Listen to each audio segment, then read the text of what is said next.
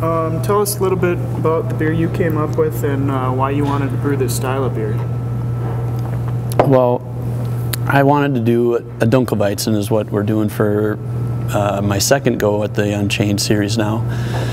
And truth be told, that was one of the ones I was thinking of doing on the first one, but given the time of year I was going to be doing it, I opted for the 90 shilling the first time, and this time I thought early spring, late winter, early spring was a good time for a Dunkel Weizen. And so this is one I've been trying to do for a while, and actually when we talked about doing new brands here at the brewery before the Unchained series, it was one I always kind of threw out there, which didn't happen obviously, but now I get my chance to do one. And as far as how I've done it, I took a fairly traditional approach. It's going to be pretty full-bodied beer, but a lot of caramel and toffee character to it, and I used the authentic Bavarian yeast strain, and so it's going to have those banana clove esters that are familiar to Bavarian style wheat beers, and it's going to be primarily unfiltered, and you know, I just hope people like it. It's going to be malt centric. The hops are really there only to kind of temper some of the malt sweetness.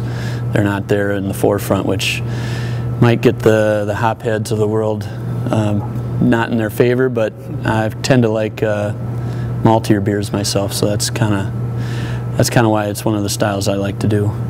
Is there any Dunkel Weizens out there that you really like drinking, or is this beer based off anything you've had before? I kind of tend towards the higher end of the scale of the Dunkel Weizens that border on maybe even the Weizen Bock. So this is kind of straddling that boundary a little bit. It's not overly strong, but it's fuller bodied and fuller flavored malt-wise.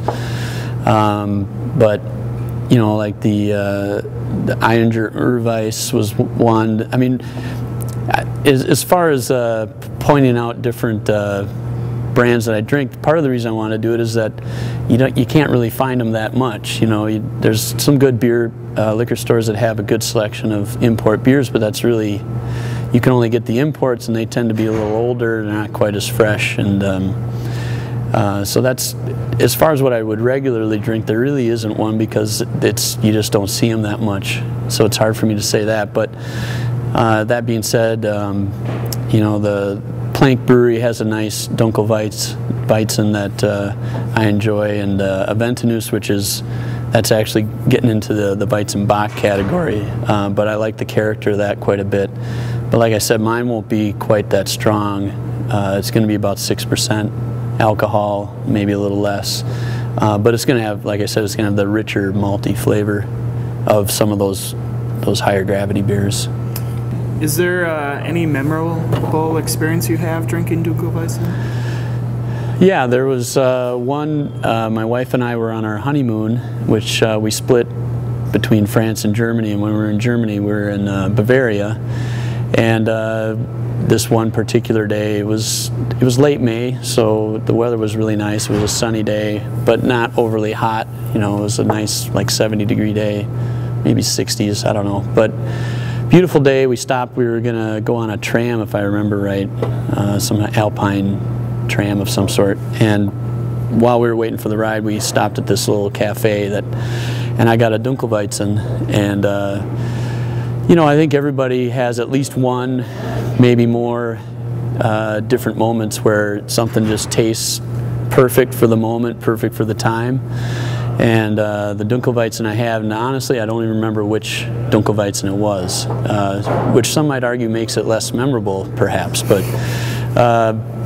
the flavor of it though, and everything around it, you know, just being able to relax and have that, it was really quite memorable, and it kind of cemented it in my mind. I'd had them before, but you know, not fresh like that, because obviously we're in Germany, and it was really a style I really liked, because I had liked Hefeweizens as well, but this had a little slightly different character to it than that, although some similar crossover characteristics. But it really was notable for me, and still remember it now. And so that's part of the reason it kind of stuck in my mind as something I was hoping that we would do here at Summit, and now we are as part of this Unchained. So that was pretty satisfying for me, and I hope this version I come out with is reminiscent of that to some degree, but also, you know, everyone else hopefully will like it too. Maybe they'll have a similar moment. Who knows?